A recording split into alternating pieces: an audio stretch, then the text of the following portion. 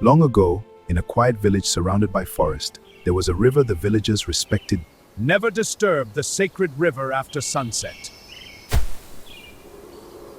But Adaeze, the most curious girl in the village, never believed the stories. It's only water, nothing more. She stepped closer, ignoring the elders' warning. The moment her basket touched the sacred water, The river changed. the calm water began to swirl. The wind grew cold. From the depths of the river, the spirit appeared. Who dares disturb the sacred waters? Adaeze trembled. What is that? It's rising from the water.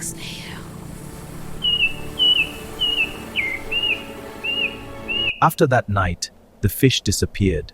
The river stopped blessing the village. Fear spread among the people.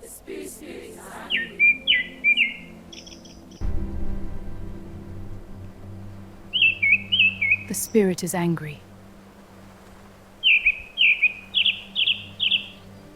Adaeze, crying, said. I broke the rule. I disturbed the sacred river. The village fell silent. With courage and humility, Adaeze returned to the river. I'm sorry. The river spirit watched quietly. Then slowly, the water became calm again. Fish returned, and the village was saved. Nature is not our enemy, but it must always be respected.